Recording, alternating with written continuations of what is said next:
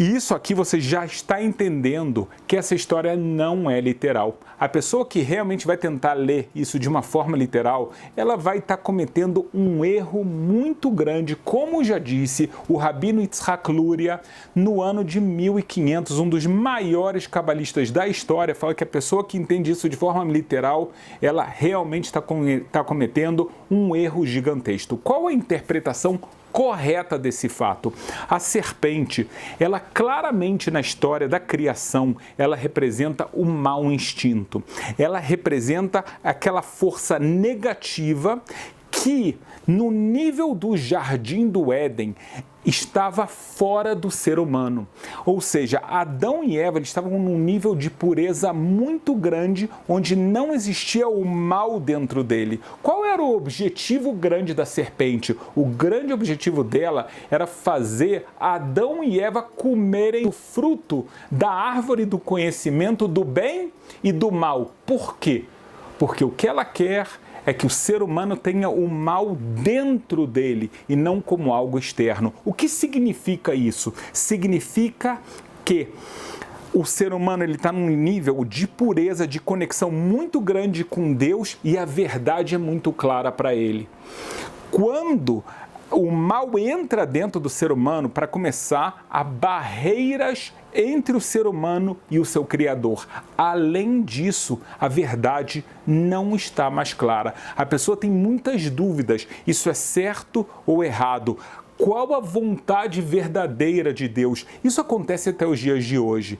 A gente sabe que a serpente ela teve sucesso nisso, mas vem o Midrash, vem Rabi Eliezer e conta pra gente que a serpente ela teve relação, o que significa? Não é uma relação sexual, é uma relação que ela conseguiu colocar a sua impureza dentro de Eva.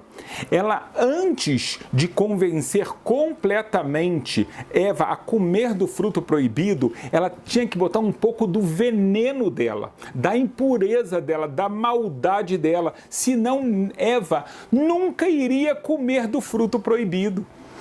Então Eva foi a primeira a ser contaminada pela serpente. Veja bem, na história bíblica, você vê que Adão não está entendendo o que está acontecendo. Ele não tem nenhum desejo de comer do fruto dessa árvore que Deus havia proibido. Esse desejo só aparece em Eva e você vai perceber algo quando começa esse diálogo, que em outras palavras é essa ligação entre Eva e a serpente. De repente, a imaginação dela cresce muito. Poxa, esse fruto, como ele é frondoso, como é saboroso, como ele é cheiroso. Parece que não tem mais nada para comer no jardim que Deus colocou eles, um jardim maravilhoso, o jardim do Éden, no paraíso. Não tem mais nada de bom, parece que não, parece que só tem essa fruta.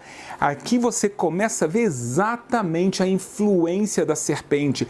Essa influência ficou muito forte em Eva, a ponto dela pecar, a ponto dela convencer o seu marido a pecar, mas mais ainda. Quando Rabi Eliezer vem e explica para mim e para você que Caim, ele é filho da relação de Eva com a serpente, o que ele está falando é algo muito profundo que você tem que entender.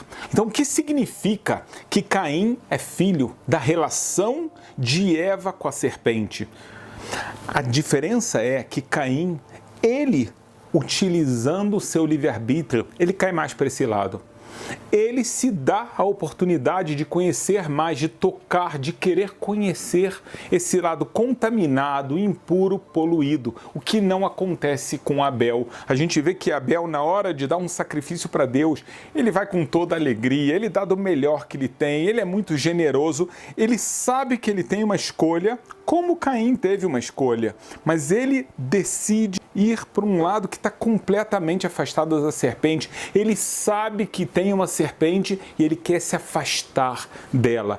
Caim, ele é filho da serpente, no sentido de que ele está se identificando da mesma forma que muitas vezes um filho vai seguir os caminhos do seu pai, vai pegar o seu pai como exemplo, a sua mãe como exemplo, né? E por isso ele é chamado de filho, ele carrega um pouco do DNA. Aqui Caim, através das suas decisões, ele é filho da serpente. Ele decide, de alguma forma, ser muito parecido com ela. E aí, o que você vê? O comportamento. Veja bem, eu vou dar 2 exemplos muito fortes. O primeiro comportamento, exatamente na oferenda que ele vai oferecer a Deus. Ele é mesquinho, ele não quer dar, ele dá o que tem de pior, ele não vai com boa vontade e ele ainda fica com uma inveja tremenda. Como é que o meu irmão faz uma coisa dessa? Ele acaba me ofendendo, por que ele fez isso? Será que ele é um tolo? Ele não sabe que Deus não precisa? Ele tem 1000 argumentos. Todos eles impuros, todos eles ligados para um lado completamente negativo que ele decidiu atuar dessa forma. O segundo comportamento é o que nós sabemos do assassinato que ele cometeu. Porque se você para pensar, a gente está no começo da criação. Existe Adão, Eva, Caim e Abel.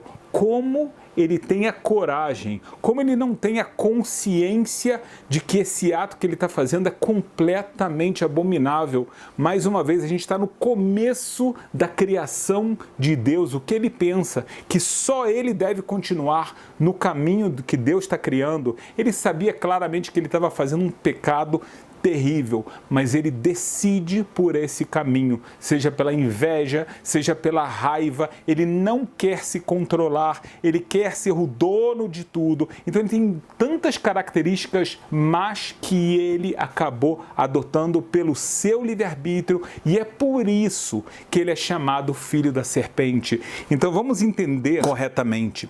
Se a gente vai pegar o texto bíblico, é claro que Caim, ele era filho de Adão e de Eva, igual o seu irmão Abel, igual o seu irmão Set, que vai vir 130 anos depois.